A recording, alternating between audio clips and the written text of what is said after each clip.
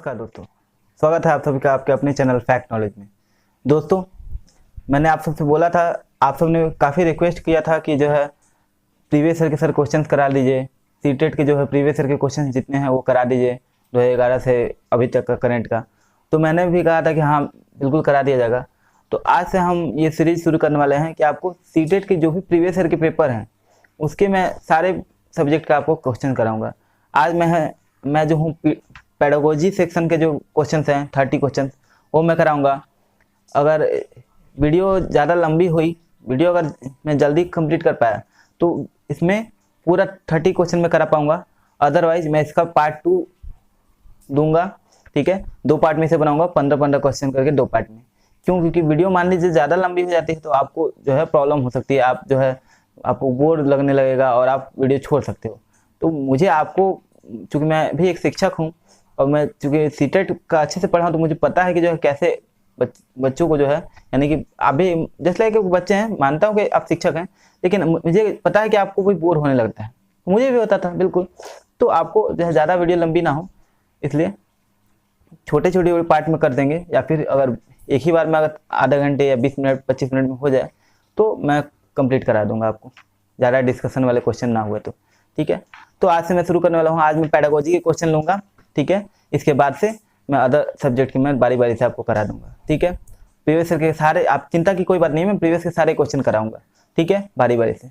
अभी मैं 2014 के जो प्रश्न पेपर मेरे पास हैं मैं उसको कराऊंगा, उसके बाद से मैं बाकी ईयर के मैं कराऊंगा बारी बारी से। वीडियो कैसा लगे तो अगर अच्छा लगता हो तो लाइक करिए और वीडियो को ज़्यादा से ज़्यादा शेयर कीजिए। आप लोग शेयर बहुत कम करते हो, तो दोस्तों देर न करते हुए वीडियो को शुरू करते हैं। तो ये है हमारा पेपर, ठीक है, आप देखेंगे ये हमारा पेपर ऐसा, सीटेट का पेपर ऐसा आता है, ठीक है। आपको इसकी पीडीएफ भी मैं कोशिश करूंगा कि इसकी पीडीएफ आपको जो है दे दूं, ठीक है। अदरवाइज आप नेट से भी डाउनलोड कर सकते हो, ठीक है, या मैं अपने टेलीग्राम में आपको शेयर कर दूंगा। फैक्ट नॉलेज टेलीग्राम पे जाकर सर्च कीजिए, आपको इसकी पीडीएफ मिल जाएगी, ठीक है। और हाँ, टेस्ट देना ना भूले, हर संडे को टेस्ट होगा, आपको टेस्ट देना है, जिसमें से कुछ क्वेश्चन इससे भी उठाऊंगा मैं, ताकि आपको पता चल सके कि आपने कितनी तैयारी की है, आपकी कितनी तैयारी हुई है। तो देर न करते चलिए वीडियो शुरू करते हैं।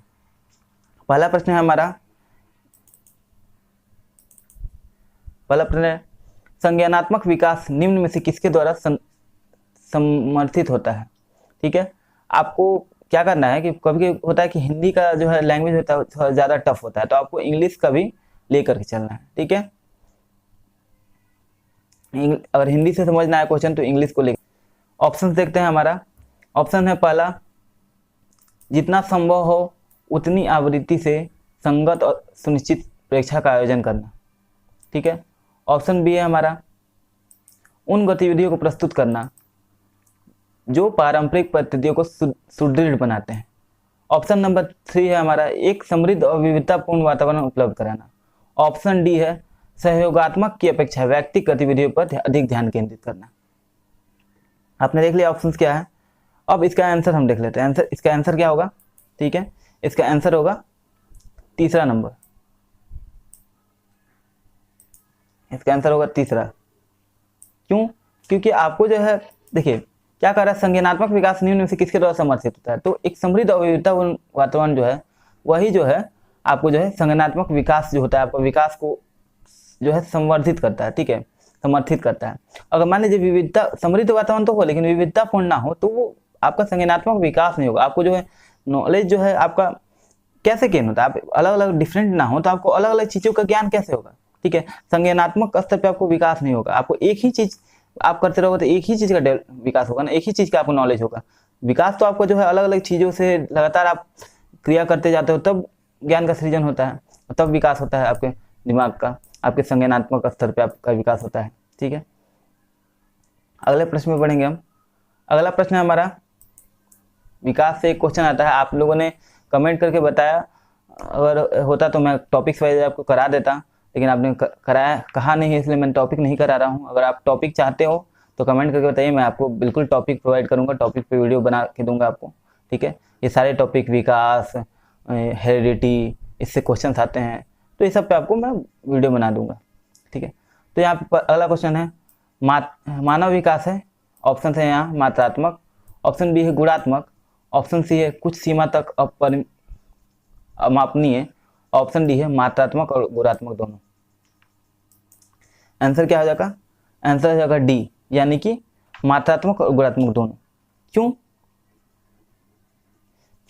क्योंकि देखिए यहाँ अगर आपको हिंदी में प्रश्न ना समझ आ रहे हो तो हिंदी इंग्लिश दोनों है, आप हिंदी इंग्लिश देख लेंगे। क्यों? देखिए मानव विकास जो है क्या है, देखिए वृद्धि और विकास के बारे में मैंने आपको बताया था, क्वेश्चंस भी कराए थे।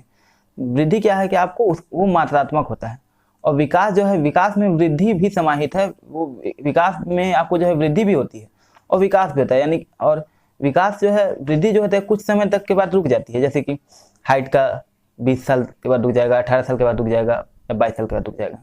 ठीक है, आपको जो है लंबाई बढ़नी बंद हो जाएगी, या फिर जो भी है आपका जो भी विकास होता है, दिमाग इतना लेवल तक बढ़ता है, ऐसा करके होता है हर चीज़ का।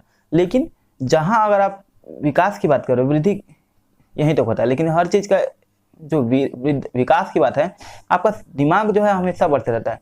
यानी कि आपका जो मस्तिष्क का जो लेवल है, आप जो है कह सकते हैं कि संज्ञानात्मक, अगर टेक्निकल लैंग्वेज लें तो संज्ञानात्मक जो स्तर पर विकास होता है वो आप जीवन पर्यंत आप सीखते रहते हो। ऐसा तो नहीं है कि आप 20 साल के बाद से सीखना ही बंद कर देते हो, ऐसा तो नहीं है। आप 20 साल के जीवन पर्यंत सीखते हो, आप जन्म से लेकर मृत्यु तक आप सीखते ही रहते हो। ठीक है, सीखना किसी भी स्तर पर हो सकता है। तो वृद्धि जो है मात्रात्मक और गुणात्मक दोनों है, सॉरी विकास जो है मात्रात्मक और गुणात्मक दोनों है। क्यों? क्योंकि आपको जो है मात्रा, क्योंकि विकास में वृद्धि भी सम्मिलित है तो मात्रा तो हो ही जाएगा, और गुणात्मक यानी कि गुण आपको जो है संज्ञानात्मक, ऑब्वियस है कि संज्ञानात्मक स्तर पे हो रहा है तो गुण किसी चीज का गुण डेवलप होगा, उसका किसी खास गुण का विकास होगा। तो ये मानव विकास का जो है मात्रात्मक गुणात्मक दोनों होगा। केवल मात्रात्मक नहीं होगा क्योंकि वो तो वृद्धि का लक्षण है, और केवल गुणात्मक नहीं होगा क्योंकि वृद्धि विकास दोनों जो है, वृद्धि जो है विकास में सम्मिलित है, इसलिए मात्रात्मक और गुणात्मक दोनों होगा। अगले प्रश्न में पढ़ते हैं हम। अगला प्रश्न है हमारा, सॉरी कहाँ हो गया, हाँ अगला प्रश्न हमारा, प्रकृति पोषण विवाद निम्नलिखित में से किससे संबंधित है? अगला हम लोग देख लेंगे, the nature debate refer is, option है अनुवांशिकी एवं वातावरण, ऑप्शन बी है व्यवहार एवं वातावरण, ऑप्शन सी है वातावरण एवं जीव विज्ञान, ऑप्शन डी है वातावरण एवं पालन पोषण।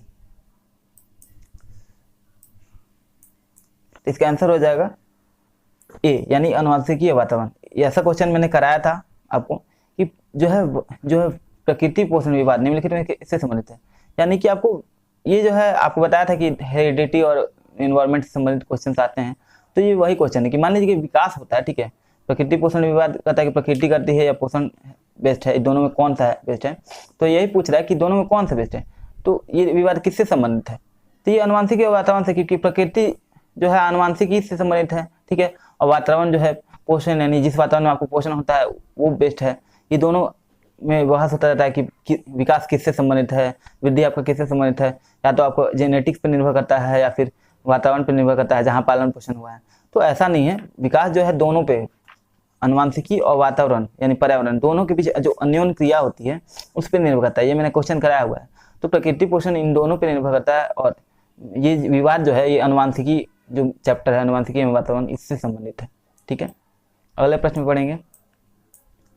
मुझे लग रहा है कि मैं आपको 15 क्वेश्चन में करा पाऊंगा। 15 क्वेश्चन के बाद से इसका पार्ट टू में आपको बाकी क्वेश्चन करा दूंगा, क्योंकि आपको जो है ज़्यादा वीडियो लंबी ना हो और मनोरंजक भी बन सके, आपको अच्छे से समझ में आनी चाहिए। समझना इंपॉर्टेंट है।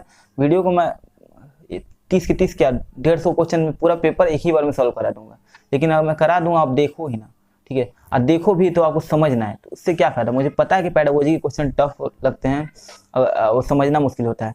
समझना इंपॉर्टेंट है रैदर देन कि आप ज़्यादा क्वेश्चन कर लेते हो। 150 का क्वेश्चन करो लेकिन परफेक्ट करो, और आप 1000 क्वेश्चन कर लो और परफेक्ट नहीं, धड़ किए जा रहे हो क्वेश्चन लेकिन आप समझ नहीं रहे हो। उस क्वेश्चन को समझना इंपॉर्टेंट है। अगर 1000 क्वेश्चन करो या 2000 करो, अगर आप समझते नहीं हो तो बेकार है, आपका कोई फायदा नहीं है। लेकिन अगर आप 150 या 200 ही क्वेश्चन करो लेकिन आप उसको अच्छे से समझ लिए, उससे संबंधित सारे टॉपिक्स आपने समझ लिया, तो आपका आराम से निकल जाएगा। सीटेट वैसे भी कोई ज़्यादा टफ होता नहीं है, ठीक है, टफ हम लोग बनाते हैं। और टफ कौन बनाता है एक्चुअली में, आपके दिमाग में भरा कौन है, पहले ये क्वेश्चन सॉल्व कर लेते हैं, मैं इस पर आऊँगा आपको बाद में। अगला प्रश्न, निम्न में से कौन सा समाजीकरण की निष्क्रिय एजेंसी है? समाजीकरण की निष्क्रिय एजेंसी यानी कि जो समाजीकरण तो है से संबंधित तो है लेकिन वो निष्क्रिय है, यानी कि वो सक्रिय एजेंसी होता है। जैसे कि अब यहाँ ऑप्शन देख लेते हैं। ऑप्शन है स्वास्थ्य क्लब, ऑप्शन बी परिवार, ऑप्शन सी है इको क्लब, ऑप्शन डी है सार्वजनिक पुस्तकालय। यहाँ आंसर हो जाएगा जो है सार्वजनिक पुस्तकालय, यानी कि ऑप्शन नंबर 4। क्यों सार्वजनिक पुस्तकालय हो जाएगा? देखिए ये सक्रिय एजेंसी नहीं है, यानी कि सक्रिय एजेंसी किसको कहते हैं? जिसमें लोग समाजीकरण तो होता है लेकिन एक्टिव हो गए, यानी कि जैसे कि आप पार्क में चले गए, ठीक है, कोई क्लब में चले गए, ठीक है, परिवार में सब एक दूसरे से संपर्क में लगातार रहते हैं तो ये एक्टिव हो गए। लेकिन आप सार्वजनिक पुस्तकालय में चले जाओ तो वहाँ शांति रहेगी, एक दूसरे के संपर्क में तो आते हैं लेकिन डायरेक्टली नहीं आते हैं, तो आपको जो है डायरेक्टली नहीं आते हैं, तो इसलिए ये सार्वजनिक पुस्तकालय जो है निष्क्रिय समाजीकरण की निष्क्रिय एजेंसी है। अगले प्रश्न में पढ़ेंगे। अगला प्रश्न है, वाइगोत्स्की के सिद्धांत में विकास के निम्नलिखित में से कौन से पहलू की उपेक्षा होती है? वाइगोत्स्की का सिद्धांत, पियाजे और वाइगोत्स्की, ये मोस्ट इंपॉर्टेंट है। थॉर्नडाइक का जो थ्योरी है, ये सारे जो है कुछ मनोवैज्ञानिक हैं, इन लोगों का जो है थ्योरी बहुत ही इंपॉर्टेंट है, इससे क्वेश्चन बनते ही बनते हैं। वाइगोत्स्की से और पियाजे से मतलब क्वेश्चन तो फिक्स ही है, ठीक है। तो यहाँ है वाइगोत्स्की के सिद्धांत में विकास के निम्नलिखित में से कौन से पहलू की उपेक्षा होती है? यहाँ ऑप्शन देख लेंगे। ऑप्शन है हमारा सामाजिक, ऑप्शन नंबर 2 है सांस्कृतिक, ऑप्शन नंबर 3 है जैविक, ऑप्शन नंबर 4 है भाषाई। यहाँ पे वाइगोत्स्की के सिद्धांत में जो बताया गया है वो उनको कहा भी गया है कि वाइगोत्स्की का सोशियो कल्चर, यानी सोशल और कल्चर दोनों को सम्मिलित किया गया, ठीक है। तो कौन सा शामिल नहीं है पूछ रहा है, तो यहाँ पे आप देखेंगे कि सोशियो कल्चर है तो सोशल तो होगा ही और कल्चर भी होगा, यानी कि पहले या दूसरे तो होंगे नहीं। अब ये इन दोनों में देखना है, तो उन्होंने जब थ्योरी आप पढ़ोगे, ठीक है, तो आपको भाषा का भी बारे में उन्होंने बोला है, लेकिन किसके बारे में नहीं बोला है? तो जैविक यानी कि बायोलॉजिकल जो चीज़ है उसके बारे में उन्होंने कुछ नहीं बताया है। तो वाइगोत्स्की सिद्धांत में निम्नलिखित में कौन से पहलू की उपेक्षा होती है? तो जैविक की उपेक्षा होती है, ठीक है। अगला प्रश्न में पढ़ेंगे। अगला प्रश्न है, एक वर्ष तक के शिशु जब आंख, कान और हाथों से सोचते हैं तो निम्नलिखित में से कौन सा स्तर शामिल होता है? यानी कि जो डेवलपमेंट के जो अलग अलग स्टेज हैं उससे प्रश्न बना है ये, और आपको ये मैं डेवलपमेंट आपको कराऊंगा, ठीक है। मैंने बोला तो कि आप डिमांड करो कि आपको टॉपिक वाइज चाहिए, क्वेश्चन चाहिए, टॉपिक वाइज आप टॉपिक क्लियर कराओ, आप बताओ आपको क्या चाहिए, मैं कराऊंगा, मैं हूँ ना। लेकिन आपका रिस्पांस नहीं आ रहा है, ना ही वीडियोज पे आप शेयर ज़्यादा करते हो, ना ही ज़्यादा रुचि से देखते हो। इवन कि मैंने आपका वीकली टेस्ट भी लिया ताकि जो आप वीकली जो है टेस्ट दे करके मैं पता कर सकूँ कि आपकी कितनी रुचि है। मैंने देखा कि आपकी कितनी रुचि है, आप लोग जो है टेस्ट भी ढंग से नहीं लगा रहे हो, ठीक है। पूरा वीडियो आपने हफ्ते में देखा है और उसी वीडियो से मैंने क्वेश्चन किए हैं। एनसीएफ से मैंने लगभग 7 क्वेश्चन उसमें एनसीएफ के डाले थे पिछले टेस्ट में। तो पिछले टेस्ट में जब एनसीएफ से 7 क्वेश्चन डाले थे और आप लोगों ने जो टेस्ट दिया, देख रहा हूँ मैं स्कोर, ना स्कोर ढंग से है आप लोग का। खैर स्कोर तो इम्प्रूवमेंट हो जाएगा, धीरे धीरे आप लोग टेस्ट दोगे तो होगा, लेकिन आप लोग की संख्या टेस्ट अटेम्प्ट करने में आप लोग की रुचि ही नहीं, तो मैं मेहनत क्यों करूँ? मैं टेस्ट आपके लिए आयोजित कर रहा हूँ, इतना आप टेस्ट तैयार करने में कितनी एफर्ट लगती है आप लोगों को शायद पता नहीं होगा, लेकिन मैं फिर भी कर रहा हूँ ताकि आपको जो है जो चीज़ मैंने किया था वो मैं आपको प्रोवाइड करना चाह रहा हूँ, ताकि आप कहीं से भी पीछे ना रहो। बड़े बड़े संस्थान में बड़े बड़े जगह के खरीद लो, कोर्स खरीद लो फ्री में, यहाँ सारी चीज़ें फ्री ऑफ कॉस्ट प्रोवाइड कर जा रही हैं, तभी भी आपको जो है आप लोग नहीं कर रहे हो, तो इसमें मेरा तो कोई दोष नहीं रह सकता, ठीक है। तो यहाँ आप चलिए प्रश्न में बढ़ते हैं कि एक वर्ष तक के शिशु जब आँख, कान हाथों से सोचते हैं तो निम्नलिखित में से कौन सा स्तर शामिल होता है? ठीक है, कमेंट करके बताइएगा। अगर आपको टॉपिक वाइज वीडियो चाहिए होगा तो मैं बताऊंगा। ऑप्शन है यहाँ पे मूल संक्रियात्मक स्तर यानी कॉन्क्रीट ऑपरेशनल स्टेज। ऑप्शन यहाँ इंग्लिश वाला पढ़ लेंगे आप थोड़ा सा तो आपको आइडिया हो जाता है, क्योंकि जो है हिंदी के जो है ये काफ़ी टफ लगते हैं, आधे चीज़ें तो दिमाग से ऐसे ही उड़ जाती हैं, ठीक है। वहीं आपको देखेंगे कॉन्क्रीट ऑपरेशनल स्टेज, ये ज़्यादा आसान लगता है, ठीक है, लेकिन मूल संक्रियात्मक थोड़ा सा टफ लग सकता है। मुझे तो टफ लगता है क्योंकि थोड़ा सा हिंदी में परेशानी हो सकती है, इंग्लिश ज़्यादा कन्वीनियंट होता है, ठीक है। फिर यहाँ पे पूर्व संक्रियात्मक स्तर, लेकिन मुझे इंग्लिश में नहीं हिंदी में कराना होता है, क्योंकि मुझे पता है कि हमारे ज़्यादा व्यूवर्स जो हैं हिंदी के ही हैं। ठीक है, अगला है इंद्रिय जनित गामक स्तर यानी कि sensory motor stage. Option D है अमूर्त संक्रियात्मक स्तर यानी कि जो है फॉर्मल ऑपरेशनल स्टेज। ठीक है, तो अगले इसका आंसर क्या हो जाएगा? इसका आंसर हो जाएगा हमारा इंद्रिय जनित गामक स्तर यानी सेंसरी मोटर स्टेज। तो अब इसको डिस्कस कर लेते हैं क्यों। मैं देख रहा हूँ, आप देख रहे होंगे कि मैं सारे क्वेश्चन कोशिश करता हूँ डिस्कस करने के लिए। जो थियोरेटिकल क्वेश्चन है उसकी तो कोई बात नहीं, लेकिन मैं बाकी जो समझने वाले हैं वो डिस्कस कर रहा हूँ। यहाँ क्या है, जब देखिए जब 1 वर्ष का बालक 1 वर्ष तक का बालक होता है तो वो क्या होता है, स्टेज के बारे में पढ़ेंगे तो वहाँ तो मैं बताऊंगा, लेकिन यहाँ पे आप देख लीजिए कि सीधा आप शॉर्ट तरीका है। जब 1 वर्ष का बालक हो तो वो ना ही आपको कॉन्क्रीट यानी कोई चीज़ों के बारे में समझिएगा है नहीं। ठीक है, तो क्या करता है वो आपको छू के महसूस करता है, सेंसर करता है। ठीक है, सुन के छू कर ये सब करके महसूस करता है। ठीक है, किसी भी चीज़ को, तो इसलिए इसे सेंसरी मोटर स्टेज करते हैं। ये पूछ रहा है कि इसको जो आँख नाक कान का उपयोग करके जब सोचते हैं, यानी उसी का सोचते हैं, बिल्कुल उनका दिमाग थोड़े ना उतना विकसित हुआ था कि वो सोचेंगे। जो चीज़ें वो सुनते हैं, देखते हैं या महसूस करते हैं, उसी को वो सोचते हैं, उसी को जो है ग्रहण करते हैं। ठीक है, तो ये एक तरह का जो है इसको क्या कहेंगे, कौन सा स्तर है, तो ये इंद्रजनित गामक स्तर यानी सेंसरी मोटर स्टेज इसको कहा जाएगा। अगले प्रश्न में पढ़ेंगे। अगला प्रश्न है, रिया कक्षा पिकनिक तय करने हेतु ऋषभ से सहमत नहीं है। वह सोचती है कि बहुमत के अनुकूल बनाने के लिए नियमों का संशोधन किया जा सकता है। यह सहपाठी विरोध पियाजे के अनुसार निम्नलिखित में से किससे संबंधित है? ऑप्शन देख लेंगे यहाँ, विस्मांग नैतिकता। ऑप्शन बी है संज्ञानात्मक अपरिपक्वता। ऑप्शन सी है प्रतिक्रिया। ऑप्शन डी है सहयोग की नैतिकता। ठीक है, तो इसका आंसर हो जाएगा ऑप्शन नंबर 4 यानी कि सहयोग की नैतिकता।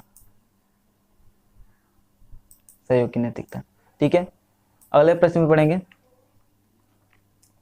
अगला प्रश्न है हमारा 8वां प्रश्न कि निम्न में से कौन सा स्टर्नबर्ग का बुद्धि का त्रिस्तरीय सिद्धांत है? ठीक है, ठीक है, तो यहाँ पे हो जाएगा ऑप्शन देख लेते हैं हम, व्यवहारिक बुद्धि। ऑप्शन बी है प्रायोगिक बुद्धि। ऑप्शन सी है संसाधनपूर्ण बुद्धि। ऑप्शन डी है गतीय बुद्धि। ठीक है, इसका आंसर हो जाएगा option number A. Option number A यानी व्यवहारिक बुद्धि। ठीक है, अगले प्रश्न में पढ़ेंगे। अगला प्रश्न है हमारा, किसने सबसे पहले बुद्धि का परीक्षण का निर्माण किया? ठीक है, बुद्धि परीक्षण का निर्माण किसने किया? तो ऑप्शन देख लेते हैं। ऑप्शन है 1 डेविड वेसलर। ऑप्शन बी है अल्फ्रेड बिने। ऑप्शन सी है Charles Edinburgh Spearman. Option D है रॉबर्ट स्टर्नबर्ग। आपने बुद्धि का जब सिद्धांत आप पढ़ोगे तो बुद्धि का सिद्धांत का पहला आप किससे संबंधित है, ये क्वेश्चन ही एकदम आसान है, क्योंकि जहां बुद्धि का सिद्धांत का नाम ही आता है तो अल्फ्रेड बिने ने दिया था।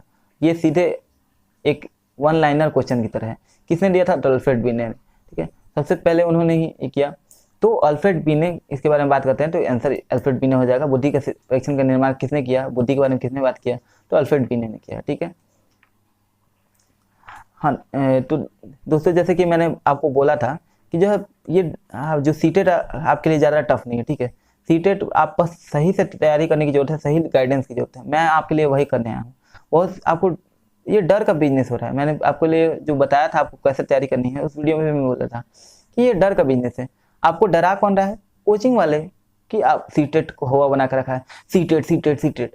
अरे सीटेट क्या है? कुछ नहीं है। ठीक है, सीटेट के लिए आपको क्या करना है, बस थोड़ी सी मेहनत, थोड़ा सा एफर्ट। आप खुद टीचर हो, आपको विश्वास करना हो कि मैं टीचर हूँ तो मुझसे बेस्ट कोई नहीं जानता होगा मेरे बारे में, मैं मुझसे बेस्ट कोई नहीं पढ़ा सकता। ये हो सकता है कि अहंकार टाइप का हो, लेकिन अहंकार नहीं है, ये अपने आप में सेल्फ कॉन्फिडेंस रहता है। और जब ये सोच लो कि मैं शिक्षक हूँ, मुझे जो है पढ़ाने आता है, मैं पढ़ाऊँगा, तो आप एक शिक्षक की तरह सोचोगे और आपने जो ट्रेनिंग किया है, DLED या BEd जो भी किया है, उसको आप ध्यान में रखोगे कि उसमें आपको क्या बताया गया, तो आपका डेफिनेटली क्वेश्चन सॉल्व करो, आपके क्वेश्चन मैक्सिमम सही ही होंगे। बाकी जो थोड़े बहुत थ्योरेटिकल क्वेश्चन होंगे उसके लिए आपको पढ़ाई करनी पड़ेगी। तो ऑप्शन से यहाँ पे देख लेते हैं। पहले प्रश्न है 10वां नंबर हमारा, ध्वनि संबंधित जागरूकता निम्नलिखित में से किससे संबंधित है? यहाँ phonological awareness refer to the ability, option देखेंगे यहाँ, ध्वनि संरचना पर चिंतन करना और उसमें हेर फेर करना, ठीक है। ऑप्शन नंबर सेकंड है सही सही एवं धारा प्रवाह बोलना। ऑप्शन नंबर थर्ड जानना समझना एवं लिखना। ऑप्शन डी है व्याकरण के नियमों में दक्षता। अब आप मुझे ये बताओ कि ये क्वेश्चन किसी से सॉल्व नहीं होगा, ऐसा हो सकता है? सिंपल है कि ध्वनि वाला जो भी प्रश्न होगा, ध्वनि संबंधित जागरूकता निम्नलिखित में किससे संबंधित है, तो ध्वनि से संबंधित होगा। अब यहाँ पे ऑप्शन आप देखोगे सीधे निकाल दोगे। यहाँ 4 नंबर व्याकरण के नियमों का, यहाँ ध्वनि का कोई जिक्र नहीं, क्यों संबंधित होगा इससे? जानना समझना लिखना, इसमें भी ध्वनि का कोई, सही सही धारा प्रवाह और ये ध्वनि संरचना पर चिंतन करना, यही एक दिख रहा है जिसमें ध्वनि संरचना भी डायरेक्ट इसमें आ रहा है। ध्वनि संबंधित जागरूकता किससे संबंधित है? तो ध्वनि संरचना, आंसर हमारा हो जाएगा ध्वनि संरचना पर चिंतन करना, उसमें हेर फेर करना, ये जो है ध्वनि संबंधी जागरूकता से संबंधित है, ठीक है। सही से धारा प्रवाह बोलना, ऐसा जरूरी तो नहीं है, ये ध्वनि संबंधित से कहाँ से संबंधित हो जा रहा है, ठीक है। तो अगले प्रश्न में बढ़ेंगे, ठीक है। देखिए दोस्तों, अगर क्वेश्चन सॉल्व करने में आपको कोई भी परेशानी हो रही है कमेंट में करके बताइए, ठीक है। और क्या बेहतर कर सकते हैं हम वीडियोज़ में बनाने में, इस पर सुझाव दीजिए। आपके सुझाव सादर आमंत्रित हैं। कोई भी परफेक्ट नहीं हो सकता है कि मैं पढ़ा रहा हूँ, आप मुझ में कुछ प्रॉब्लम हो, मैं आपको समझा ना पा रहा हूँ, तो आप मुझे बताओगे, आप सजेस्ट करोगे, मैं बिल्कुल डेफिनेटली ये करूँगा, ठीक है। मैं आपके लिए ही आया हूँ, ठीक है। रवि सर ने मुझे बोला जब, तो मैंने कहा कि ठीक है। और मैं बिल्कुल ये चीज़ मैं एग्री करता हूँ कि मैं एक प्रोफेशनल यूट्यूबर नहीं हूँ। सर ने मुझे कहा मैं पढ़ाता हूँ लेकिन मैं प्रोफेशनल यूट्यूबर नहीं हूँ। बिल्कुल मैंने निकाला, सारी चीज़ें की, लेकिन मैंने यूट्यूब पे तो पहले ही पढ़ाया नहीं है, तो इसलिए हो सकता है कुछ कमियाँ होंगी मुझ में, इसलिए आप सजेस्ट करोगे तो मैं अपने में सुधार करने की कोशिश करूँगा। अगला 11 नंबर प्रश्न है, कक्ष में जेंडर यानी लिंग विभेद जो है वो क्या प्रदर्शित करता है? ऑप्शन है शिक्षार्थियों के निष्पादन को प्रभावित नहीं करता है। ऑप्शन नंबर 2 है शिक्षार्थियों के हसन्मुख प्रयासों एवं निष्पादन का कारण बन सकता है, ठीक है। ऑप्शन नंबर 3 है या ऑप्शन नंबर सी है पुरुष शिक्षार्थियों की वृद्धि उन्मुख प्रयासों अथवा निष्पादन का कारण बन सकता है। ऑप्शन नंबर 4 यानी डी है महिला शिक्षकों की अपेक्षा पुरुष शिक्षकों द्वारा अधिक किया जाता है, ठीक है। जेंडर विभाग जो है किससे किया जाता है, तो आप देख लोगे स्टेटमेंट कौन सा है। इसका आंसर हो जाएगा आपको, देखिए महिला शिक्षकों की अपेक्षा पुरुष शिक्षकों द्वारा अधिक किया जाता है, ऐसा तो नहीं है, जेंडर विभाग ऐसा होता नहीं है, ठीक है। तो ये क्या होगा, इसका आंसर क्या हो जाएगा, क्या हो गया, हाईलाइट क्यों नहीं हो रहा है, तो इसका आंसर हो जाएगा कक्ष में, सॉरी, इसका आंसर हो जाएगा कि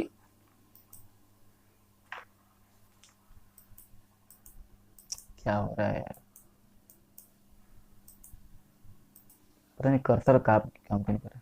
हाँ, तो यहाँ इसका आंसर हो जाएगा ऑप्शन नंबर 2 शिक्षार्थियों के हसन्मुख प्रयासों एवं निष्पादन का कारण बन सकता है। हास्योन्मुख प्रयासों एवं निष्पादन का कारण बन सकता है। क्यों, अब इसको डिस्कस कर लेते हैं। कक्ष में जो जेंडर है, सही तो कर्सर सही से काम नहीं कर रहा था, अब सही है। तो कक्ष में जेंडर जो है, जेंडर यानी लिंग विभेद जो है वो शिक्षार्थियों के किससे संबंधित है, तो ठीक है, शिक्षार्थियों के निष्पादन को प्रभावित नहीं करता, ऐसा तो हो नहीं सकता, जेंडर विभेद करता है, ठीक है। ऑप्शन नंबर 3 जो है पुरुषों शिक्षार्थियों की वृद्धि उन्मुख प्रयासों और निष्पादनों का कारण बन सकता है। जेंडर विभेद से ऐसा हो सकता है क्या कि जो पुरुष लोग हैं उनको वृद्धि उन्मुख प्रयास का कारण बन सकता है? बिल्कुल नहीं। और महिला करती हैं पुरुषों से ज़्यादा, ये भी नहीं होता है। तो इसका क्या होगा, शिक्षार्थियों के हास्योन्मुख प्रयास निष्पादन का कारण बन सकता है। और हम लोग जेंडर विभेद करेंगे तो बच्चों में जो है डाउन, उनका मोरल डाउन हो जाएगा, वो विभेद करने से वो अधिगम नहीं हो पाएगा, ठीक है। उनमें एक लड़कियों में जैसे हीन भावना घर कर गई, लड़के जो थोड़ा ज़्यादा चौड़े हो गए, तो ऐसा हो सकता है, ठीक है। तो ये उनमें हास्योन्मुख प्रयास और निष्पादन के कारण ये बन सकता है, ठीक है, जेंडर विभेद। इसलिए कभी भी जेंडर विभेद को जो है हमें प्रमोट करना ही नहीं चाहिए। इसलिए हम लोग कभी भी हेड मास्टर नहीं करते, ठीक है। या फिर हेड या फिर चेयरमैन नहीं कहते हम लोग, ठीक है, चेयर पर्सन कहते हैं। क्यों चेयर पर्सन करने से क्या होगा कि अगर चेयरमैन बोलते हो तो वो एक मैन डिनोट होता है। ये क्वेश्चन आया भी है, मैं इसलिए आपसे डिस्कस कर रहा हूँ। मेरे हर डिस्कशन में एक क्वेश्चन छुपा हो सकता है। ये क्वेश्चन आया भी है कि कौन से स्टेटमेंट जो है रूढ़िवादिता, जेंडर रूढ़िवादिता को जो है नहीं प्रदर्शित करता या जेंडर विभेद को प्रदर्शित नहीं करता।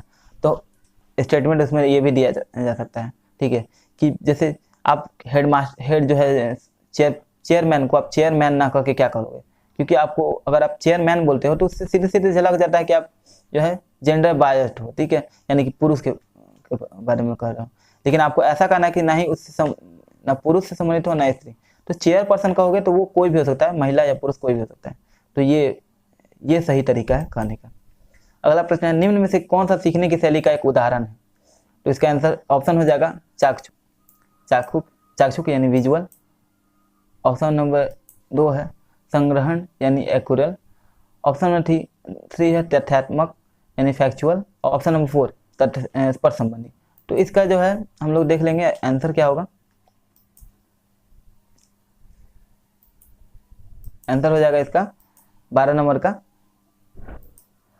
प्रश्न चल रहा है, और 12 नंबर प्रश्न का हो जाएगा विजुअल, यानी कि जो सीखने की शैली है, वापस लेके चलता हूँ, सीखने की जो शैली है वो किसका एक उदाहरण है? तो वो एक विजुअल जो है उदाहरण है, ठीक है। विजुअल चीज़ों पे वो निर्भर करता है, यानी देखने से जो है सीखने की शैली किसका है? कोई चीज़ देख के सीखते हैं लोग, ठीक है, तो सीखने की शैली जो है विजुअल है। अगले प्रश्न में पढ़ेंगे इसका विजुअल का उदाहरण है, ठीक है।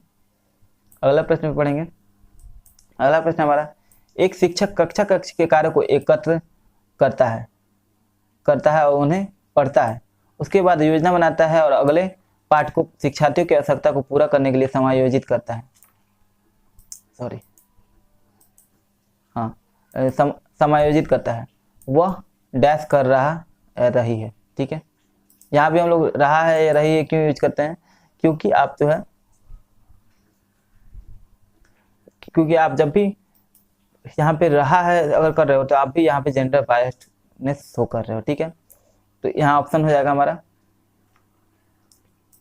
सीखने का आकलन, वो सीखने के रूप में आकलन। ऑप्शन नंबर 3 है सीखने के लिए आकलन। ऑप्शन नंबर 4 है सीखने के समय आकलन, वो क्या कर रहा है, ठीक है। तो इसका आंसर हो जाएगा सीखने के लिए आकलन, यानी कि जो है वो मान लीजिए कि वो कक्षा के जो कार्य है उसको एकत्र करता है, उसको अवलोकन करता है, उसके बारे में देखता है, पढ़ता है, और उसके बाद से योजना बनाता है। तो वो क्या कर रहा है? वो जो है बच्चों की आवश्यकता को समझेगा कि कहाँ कमी रह गई है, वो सीखने के लिए आकलन कर रहा है। यानी कि पढ़ा तो वो खुद सीखेगा कि क्या कमी रह गई है, दूसरा बच्चों के सीखने के लिए जो है कि जैसे कमी कहाँ रह गई सिखाने में, और वो चीज़ें उनको कैसे इंप्रूवमेंट किया जा सकता है। तो ये सीखने के लिए आकलन होता है, ठीक है, कि बच्चों को सीखने में कहाँ कमी रह गई है, उन्होंने क्या सीखा, कैसे सीख सकते हैं, इसके लिए आकलन हो रहा है, ठीक है, ताकि वो आगे स्ट्रेटेजी अपना बना सके, बदल सके अपना जो स्ट्रेटेजी है। अगला प्रश्न हमारा, वे शिक्षक जो विद्यालय आधारित आकलन के अंतर्गत कार्य करते हैं, ठीक है। ऑप्शन है हमारा उन पर अधिक कार्य का बोझ रहता है क्योंकि उन्हें सोमवार की परीक्षा सहित अक्सर परीक्षा लेनी पड़ती है। समझिएगा, ठीक है, कि वे शिक्षक जो विद्यालय आधारित आकलन करते हैं वो सही बात है कि जो उन पर कार्य का बोझ अधिक रहता है, ठीक है। ऑप्शन आगे बढ़ते हैं, उसके बारे में सही स्टेटमेंट आपको चुनना है, ठीक है। ऑप्शन नंबर 2 है उन्हें प्रत्येक शिक्षार्थी को प्रत्येक विषय में परियोजना कार्य देना पड़ता है, ठीक है, आंतरिक विद्यालय में आधारित आकलन जो होता है, ठीक है। ऑप्शन नंबर 3 है शिक्षार्थी को मूल्य एवं आवृत्तियों का आकलन करने के लिए उन्हें रोजाना उनका सूक्ष्म अवलोकन करते हैं। ऑप्शन नंबर 4 है व्यवस्था के लिए स्वामित्व की भावना रखते हैं। आंसर देख लेंगे हम। आंसर हो जाएगा हमारा यहाँ पे 4, यानी व्यवस्था के लिए स्वामित्व की भावना रखते हैं। क्यों? देखिए, मान लीजिए जो शिक्षक है वो विद्यालय आधारित आकलन का जो कार्य करते हैं, तो उनको जो है स्वामित्व चाहिए कि व्यवस्था जो कर रहे हैं वो जो भी चीज आकलन वगैरह करते हैं उनके उस पर उनका अधिकार होना चाहिए, नहीं तो उनको डिस्टर्बेंस होना शुरू हो जाएगा, ठीक है। तो विद्यालय आधारित आकलन का जो है आकलन के लिए जो शिक्षक कार्य करते हैं उसके लिए ये आंसर सही हो जाएगा। 15वां प्रश्न और हमारा लास्ट प्रश्न है, क्योंकि वीडियो ज़्यादा लंबी हो जा रही है तो हो सकता है कि आपको बोरियत हो, उबाऊ हो, ठीक है।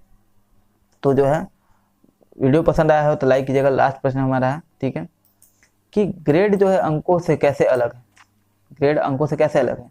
यह प्रश्न निम्नलिखित किस प्रकार के प्रश्न से संबंध रखता है।